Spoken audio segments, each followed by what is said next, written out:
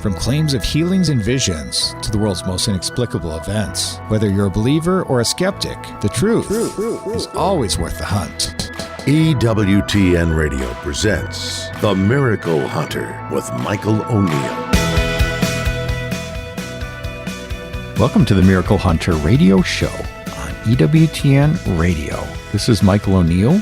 I'm the Miracle Hunter. Well, summer's underway, and today is the feast day of what I consider to be perhaps one of the greatest modern miracles we have in our Catholic Church, and that's Our Lady of Akita in Japan from 1973. We'll be talking in today's show with Father Chris Alar about that great miracle story. And it's such a big miracle that I was interviewed not too long ago by Dr. Mark Siegel, who had questions about all kinds of healing miracles, of course, but he was interested as well in this weeping statue from Japan, Our Lady of Akita. So we'll be reflecting on that one for the anniversary today of that first apparition, or the appearance of tears and messages coming from that wooden statue in the form of Our Lady of All Nations.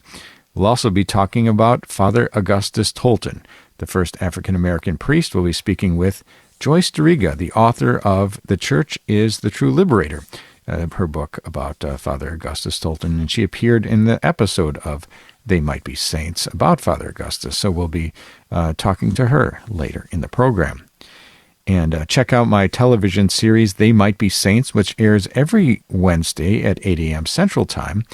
This Wednesday coming up, July 10th, I'll be examining the saintly life of Montse Grasses. And she's a cheerful 17-year-old who faced cancer with extraordinary faith and joy. And she could be the first woman of Opus Dei to be declared a saint. So check that one out on Wednesday. And on Saturday, you can tune into my series, Explore with the Miracle Hunter. That's my travel series, where I travel to shrines and places of miracles all around the world. On Saturday, July 13th at 6 p.m. Eastern Time, this episode of Explore will look at one of history's most mysterious miraculous icons, appearing in 1467 when a beautiful fresco of the Virgin Mary and Christ Child was revealed descending from the clouds. I'll be checking out that story on Saturday, July 13th. Later in the show, we're going to be looking at the 365 Days with Mary project. For July 7th, we've got Our Lady of Soviore in Italy. And the might-be saint of the day is Blessed Joseph Boissef, who lived from 1909 to 1969. He was a martyr from France. And the question of the week: do the Orthodox canonize saints in the same way as Roman Catholics do? And the miracle of the day for today's date relates to the secret of Our Lady of La Salette. So stay tuned for that. Let's take a look at the miracle news. We do this every week, where we talk about miracles happening all around the world and those things that relate to miracles. People who tune into this show know that a few weeks ago, we went over the new Vatican rules for the investigation and judgment of apparitions by the Vatican. And so we dedicated a whole episode to that, because the previous document was out in 1978, so we're almost 50 years later. The new document has come out, and people were wondering, well, what's the first case that they're going to apply to? And that answer is with us now. So the Vatican Dicastery for the Doctrine of the Faith announced this past week that alleged apparitions of the Virgin Mary outside of Rome are not supernatural, upholding the local bishop's ban on masses and pilgrimages to the site.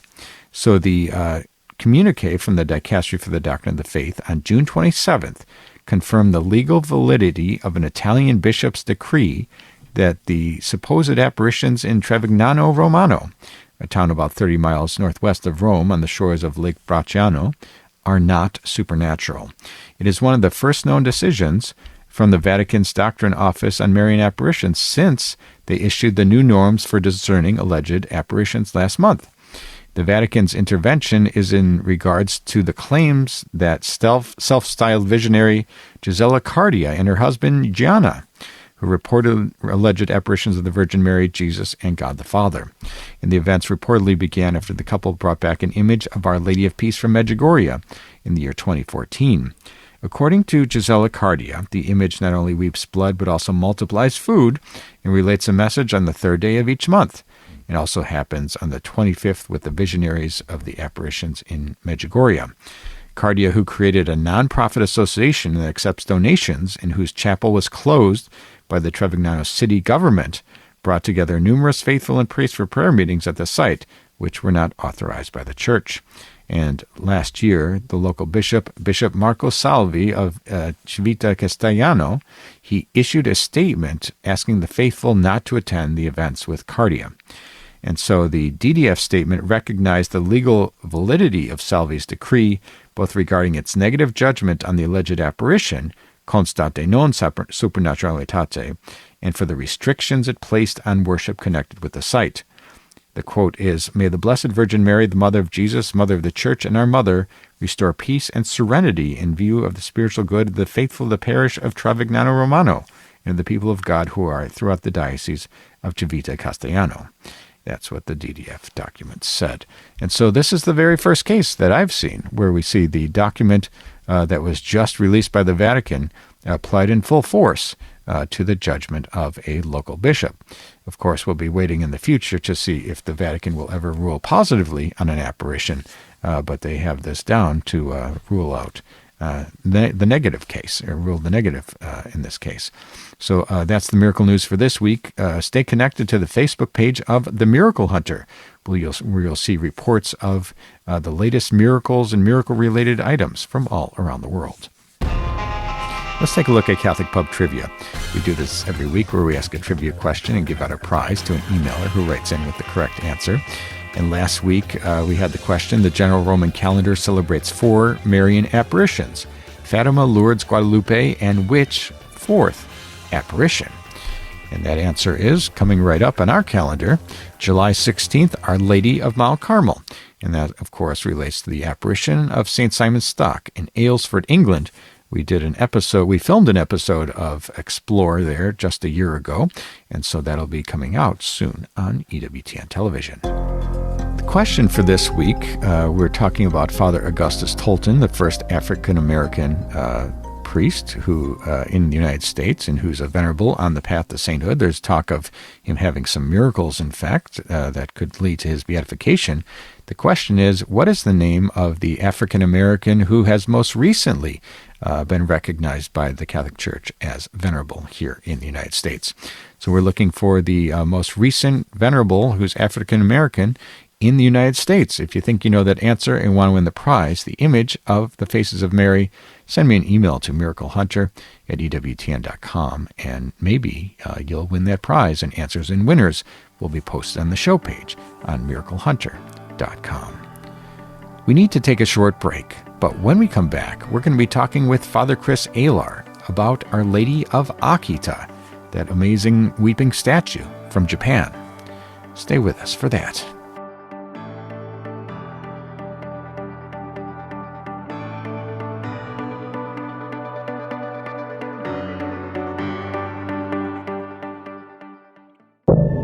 Now, back to the Miracle Hunter on EWTN. Here's Michael O'Neill. Welcome back. You're listening to the Miracle Hunter radio show on EWTN Radio. This is Michael O'Neill. I'm the Miracle Hunter.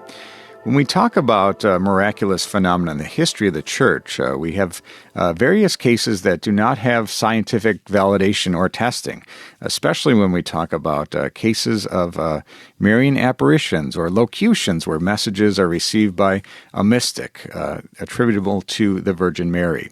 Now, there's one very rare example, and perhaps this is the only one, I'm not quite sure, but we're celebrating the 50th anniversary of some miraculous events starting on July 6, 1973.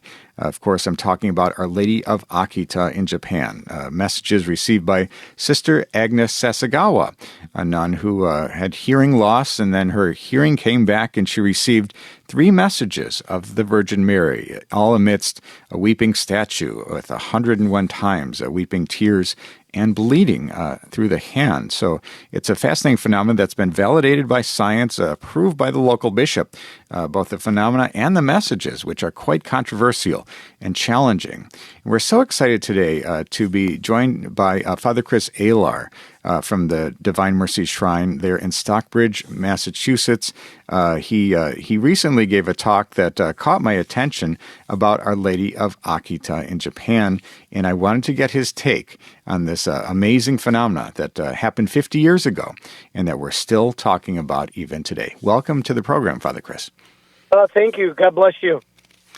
Well, this is a big anniversary, of course, 50 years since this phenomena happened. 3 messages of Our Lady of Akita received by Sister Agnes Sasagawa, and this scientifically validated phenomena of tears and blood emanating from a wooden statue of Our Lady of All Nations there in Japan.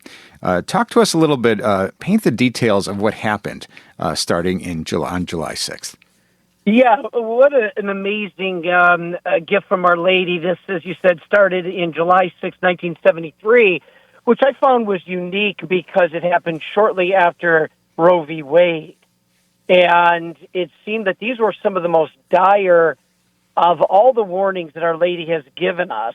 And the last one was October the 13th, which matched the anniversary of, the date of the Fatima last apparition. Right. And this one is so, it's so eye-opening. It should be a wake-up call. And it was approved then later in April of 1984 by Bishop Ito there in Nagata, and then confirmed in 1988 by Karl Ratzinger, who allowed Bishop Ito's pastoral letter to be disseminated to the faithful.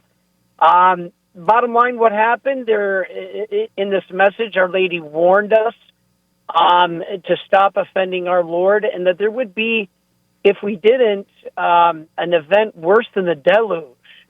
And that is very taken to heart in the faithful, that we should be listening. Then the statue of Our Lady that was there wept 101 times, and it lasted till 1981. So Sister Agnes, as you mentioned, Michael, was healed of this deafness, and then the statue not only wept, but it bled, and Sister Agnes received the stigmata. So a very important apparition. Absolutely, and I think it's fascinating because we do have a case of a weeping statue validated by atheistic scientists who said it was human blood in human tears, not matching the matching the visionary Sister Agnes. So there was no concept that she was secretly transferring some of this to the statue, or even in some kind of unexplained mystical way. It wasn't coming from Sister Agnes. So and she is still alive even today. She's in her 90s. So this is an amazing phenomenon that we're celebrating the 50th anniversary of, and the visionary is still alive today, which is amazing. And so when we talk about the process of the Church in analyzing this, what did Bishop Ito do to investigate and validate this phenomenon? Yeah, and what's so interesting is a lot of people don't realize, like, for instance, here in the United States, we have the USCCB, the United States Conference of Catholic Bishops. You do not need the full endorsement of the local college, or Conference of Bishops. Right. And so while people keep pointing that the Conference of Bishops in Japan have never really fully promoted this, they've not spoken against it. So this remains in the hands of the local bishop. And so 8 years of investigation happened, and Bishop Ito recognized. He said the supernatural character of a series of mysterious events concerning the statue of the Holy Mother Mary. He said, and he said this is something we need to listen, and he authorized throughout the entire diocese the veneration of the Holy Mother of Akita, while awaiting that the Holy See, approve everything. But again, it's not Vatican approved, but it is fully approved by the bishop.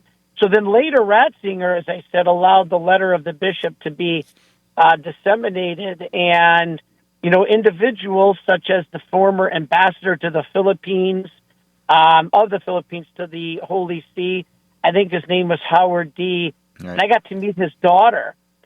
They stated that they were given private assurance by Cardinal Ratzinger of this authenticity. And so keeping with all norms, given any absence of any kind of repudiation of the bishop's decision or by any successors or by some higher authority, the events of Akita have ecclesiastical authority. That's right. So we know this is real. Yeah, as has happened in various cases with Marian apparitions throughout history, a subsequent local bishop could reopen the investigation, right. And come out with a new statement that clarified, right. Or changed the approval of supernaturality. But that has not happened in 50 years. Exactly. And in other cases, like in Lipa in the Philippines in 1948, we see a Marian apparition that was claimed there and later approved by the local bishop, but the Vatican swept in shortly thereafter and changed that to a non-approval. Right. So it does happen where authorities do sweep in later and make a decision, but nothing has happened in 50 years. So right. it stands as approved. Right, and I love your website because you do a great job of explaining the levels, like the 16 Vatican approved, and the others that are bishop approved are still just as valid. It does not have to have one of the 16. It doesn't have to be one of the 16 to be fully followed and believed by Catholics. That's right. And the first and foremost authority in Marian apparition approval is the local bishop, as you point out. So the Vatican may or may not show any sign of approval later. So it's totally up to the local bishop. Yep, and unless that Holy See comes in and condemns it or has a reason to get the local bishop to condemn it, we should listen to her message. And these messages, if you look at her words, on October 13th, we had a bishop, or excuse me, hello? Hello. Oh, I'm sorry. I thought I got cut off there. I apologize. We had the words that were recorded of Our Lady, and October 13th, she said, "I told you, if men do not repent and better themselves, the Father will inflict a terrible punishment on all humanity. It will be a punishment greater than the deluge, such as the one we have never seen before. Fire will fall from the sky and will wipe out a great part of all humanity, a good part of humanity, the good as well as the bad, sparing neither priest nor faithful. The survivors will find themselves so desolate that they will envy the dead, and the only arms with which will remain for you will be the rosary and a sign left by my son. Each day recite the prayers of the rosary." This is really a dire consequences if we don't listen. That's right. And so we do. And she talks later about infiltration even into the church. We've seen that. And then the other words of Our Lady that I thought were very interesting is she said, "I alone am able to help save us from these calamities." So we really, really do need to turn to Our Lady and listen to what she said. Absolutely. And we're talking today with Father Chris Alar about Our Lady of Akita on this 50th anniversary of the supernatural events that have been approved by the local bishop, that is approved by the church. And it's a great time to reflect on this as we wrap up the interview today. What is this occasion of the 50th anniversary? What should we be focusing on these messages of Our Lady of Akita and these events? What can we take away from this that happened 50 years ago? To me, it's a confirmation of Fatima, and that's been mentioned by others. I've been teaching that. Basically, if you go to Our Lady's additional words, she said that her son and her, so Jesus and Mary, have intervened so many times with the Father. And she says, I have prevented the coming of many calamities by offering the Father the sufferings of the Son on the cross. And she said, so we now must console the heart of Jesus and make reparation for the wrath of the Father. And that's why she's saying do prayer, do penance, do sacrifices. So I think what we have to take out of this is the same as the message of Fatima, that we are called to prayer and penance, especially the rosary, and penance for, like the chaplet says, an atonement for our sins and the sins of the whole world. So all of these messages, they tie together, and especially Fatima and Akita. Yeah, absolutely. Very well put. We're so grateful to you, Father Chris Alar, for joining us in celebration of the 50th anniversary of the supernatural events that occurred in Akita in Japan. Absolutely amazing time to reflect on those dramatic messages and events that are unparalleled, in my opinion. So thank you so much, Father Chris, for joining us on today's program. Thank you, and God bless you guys. God bless. That was Father Chris Alar from the Shrine of Divine Mercy in Stockbridge, Massachusetts, talking to us today about Our Lady of Akita and that 50th anniversary of the supernatural events. We need to take a short break, but when we come back, we're going to be answering the question of the week. Stay with us for that.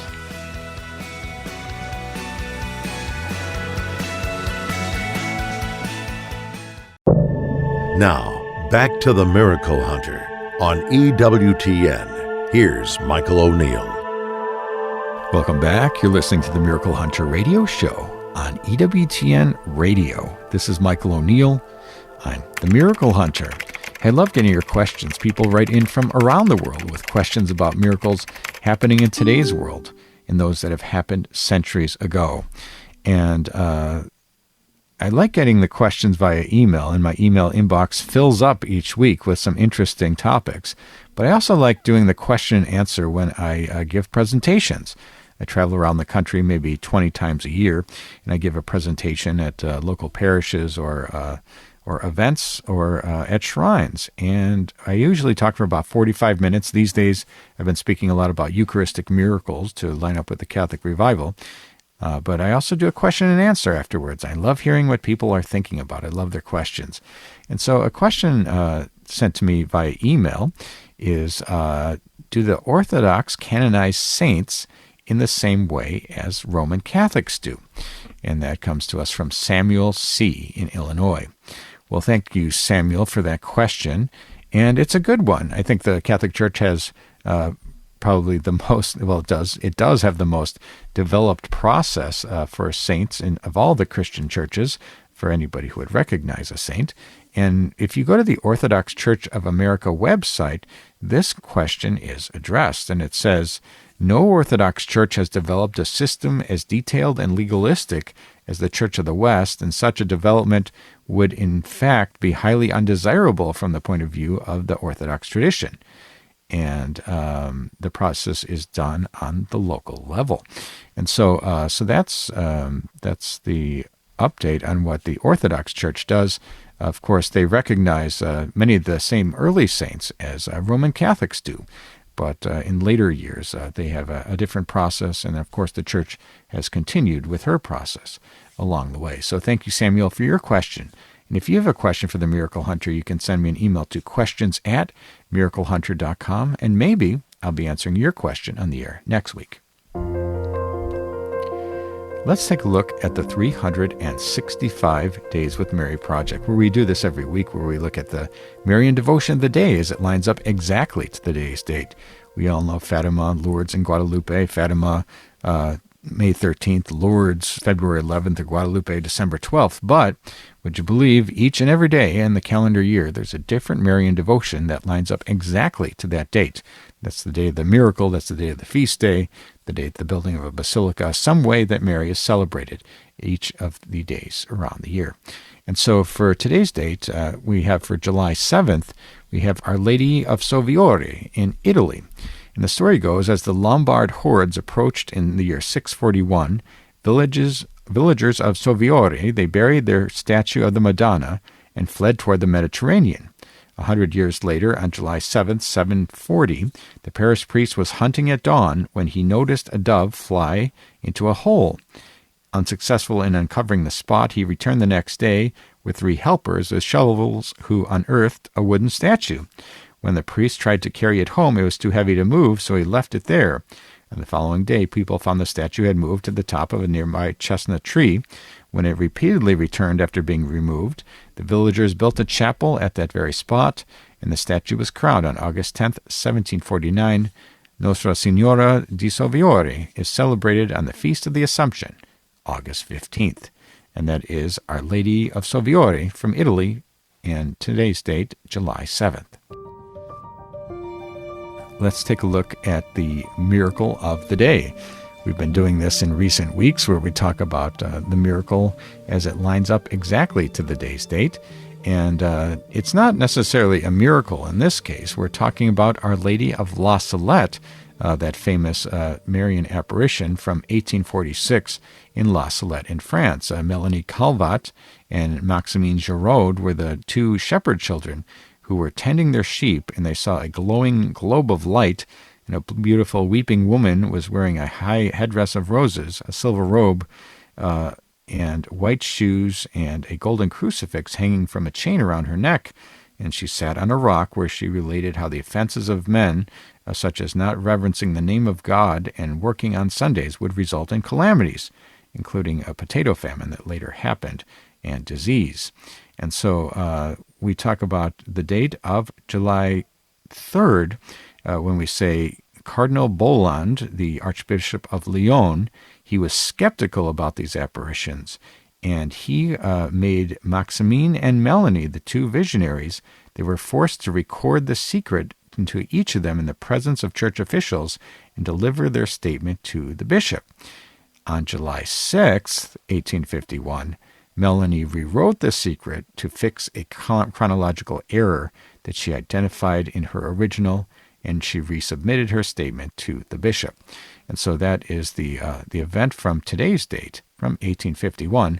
And of course, that Marian apparition, Our Lady of La Salette, went on to become one of the most highly approved and recognized Marian apparitions in the history of the Catholic Church. And you can check out the episode about Our Lady of La Salette that we filmed just a couple years ago. Let's take a look at They Might Be Saints and the sainthood news. We do this every week where we talk about people on the path to sainthood. We're talking about servants of God, venerables, blesseds, these people who need some miracles before they're recognized fully as saints by the Catholic Church. And sainthood, we had big sainthood news this past week. Carlo Acutis and 14 blesseds were officially approved for canonization. So Pope Francis presided at an ordinary consistory of cardinals, which approved the canonization of 15 people, including Blessed Carlo Acutis, and he's considered to be the first millennial to be made a saint. And so these College of Cardinals, they gathered with Pope Francis this past week in the Vatican's Apostolic Palace for an ordinary public consistory. And the Pope led the cardinals residing in Rome, and praying the mid-morning prayer and liturgy of the hours before they proceeded to review the causes of canonization of several blesseds. Cardinal Marcello Semeraro, the prefect for the Dicastery for the Causes of Saints, presented a brief report known in Latin as the Peroratio on the lives and miracles of the 15 people under consideration, after which the consistory voted and approved their canonizations. So this was a group of martyr saints from Damascus, Syria in 1860, and they're known as the Martyrs of Damascus. And they were the first group, and the consistory also approved the canonization of Sister Marie Leonie Paredes, who founded the Little Sisters of the Holy Family in the 20th century. And Pope Francis and the consistory then voted to approve the canonization of the first saint from Generation Y, Gen Y, those born between 81 and 96, commonly known as millennials.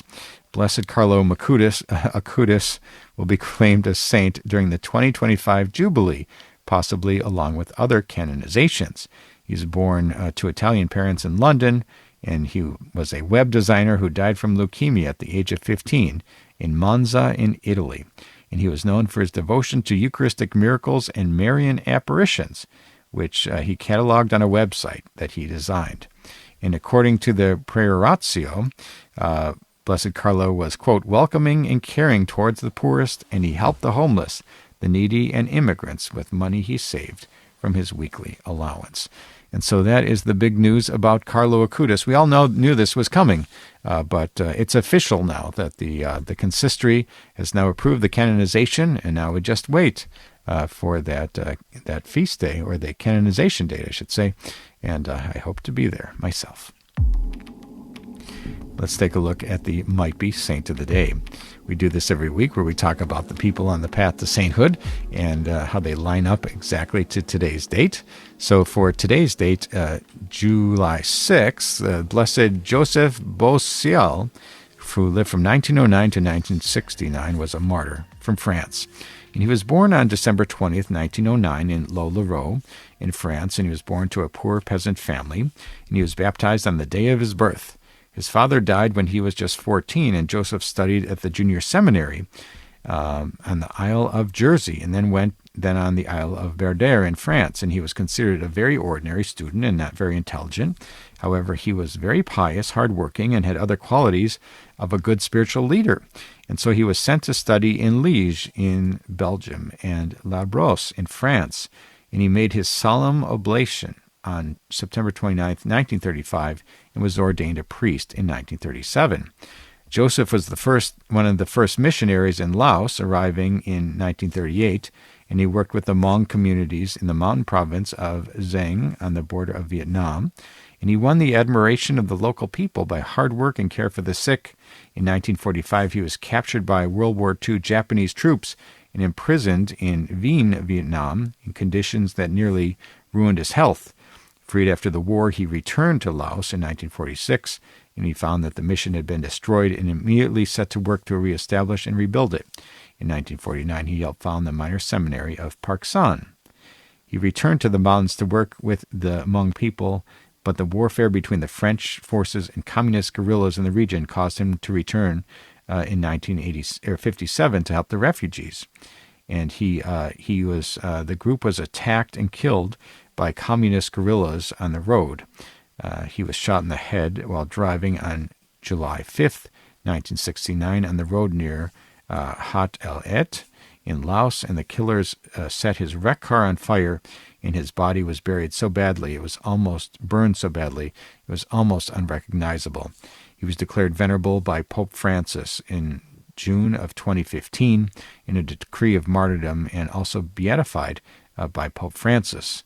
And this beatification recognition was celebrated in Laos and presided by Cardinal Angelo Amato. And so that is Blessed Joseph Boissiel. With one miracle, he will then be Saint Joseph Boissiel, and he is our Might Be Saint of the Day. For more information on They Might Be Saints, and to find out more about the series They Might Be Saints on EWTN, you can go to theymightbesaints.com. And you'll find out that this week, on July 10th at 8 a.m. Central Time, I'll be examining the saintly life of Montse Grasses, this cheerful 17-year-old who faced cancer with extraordinary faith and joy, could be the first woman of Opus Dei to be declared a saint. And that is They Might Be Saints, Montse Grasses, on July 10th at 8 a.m. Central Time. We need to take a short break, but when we come back, we're going to be talking with author Joyce Duriga about her book, Augustus Tolton, The Church is the True Liberator, about Father Augustus Tolton, the first African-American priest.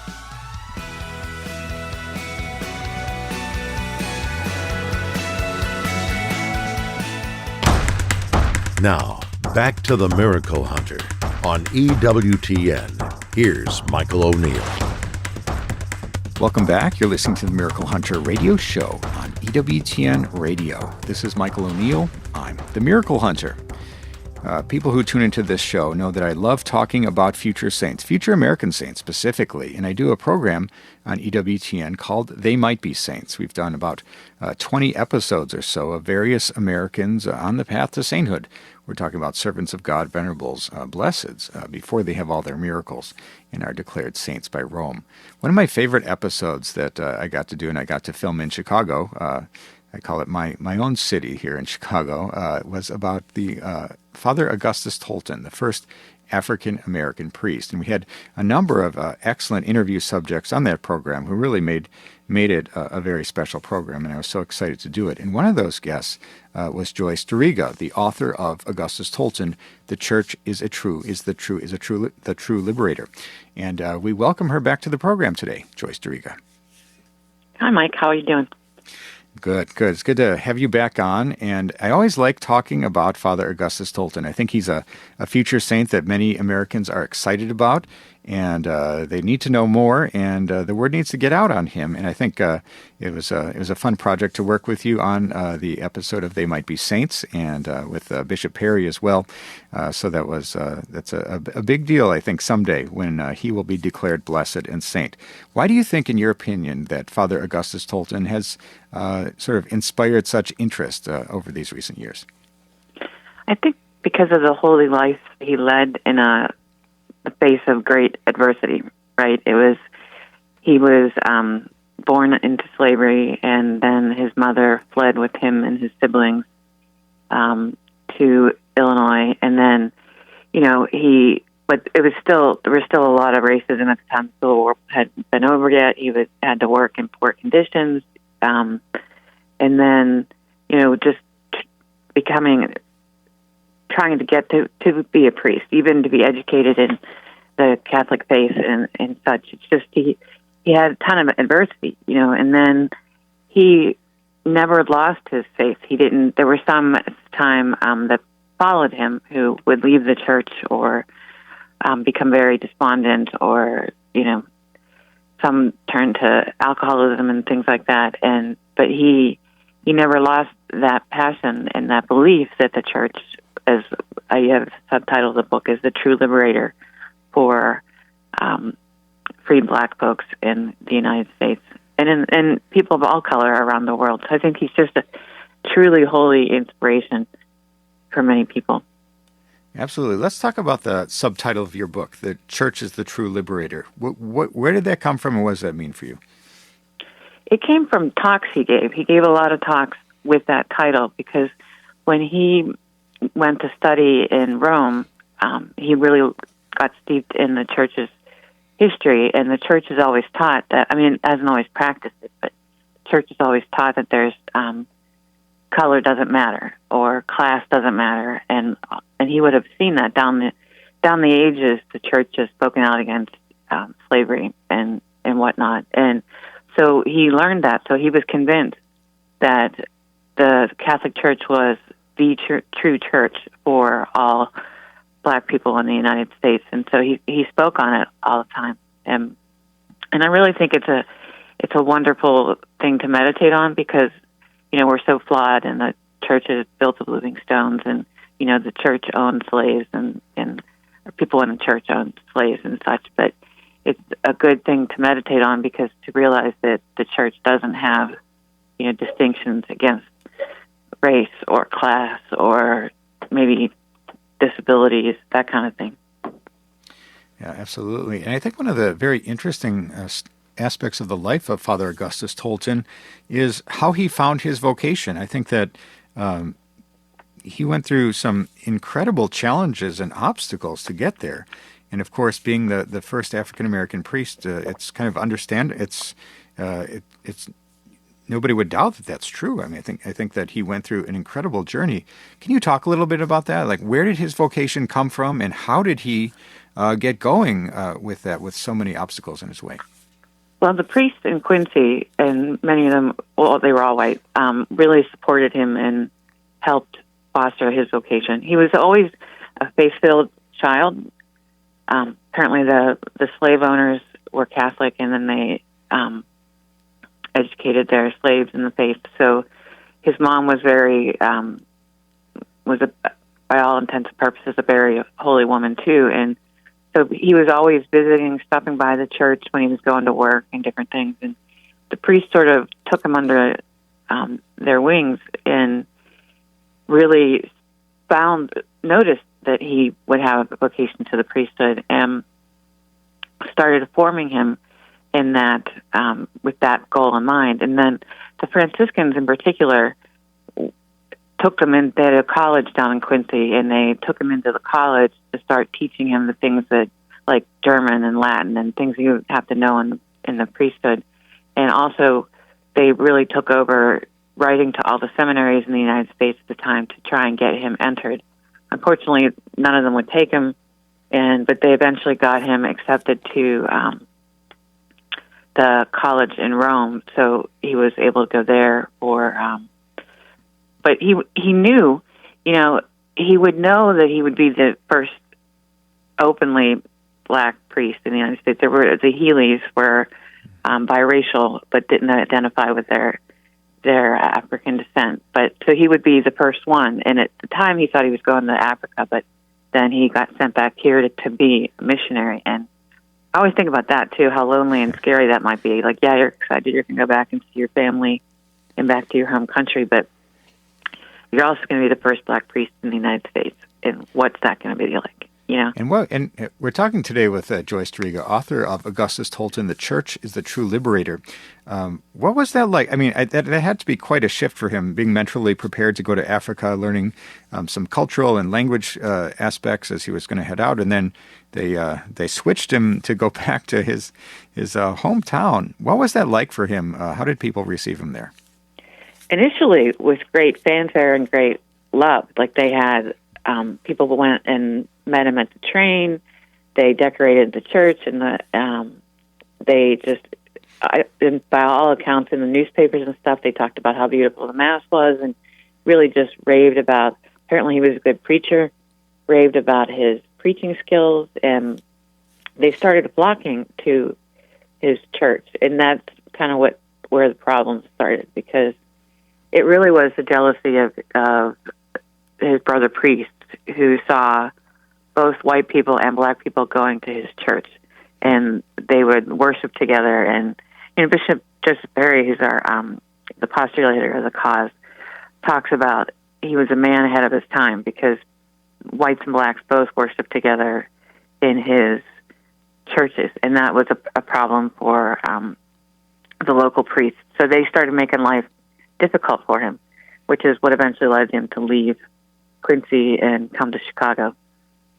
So what did he? Yeah, absolutely amazing path that he took, and then he ends up in Chicago. And of course, people who have Chicago connections, like the two of us, we see him as a very important person in the history of Chicago.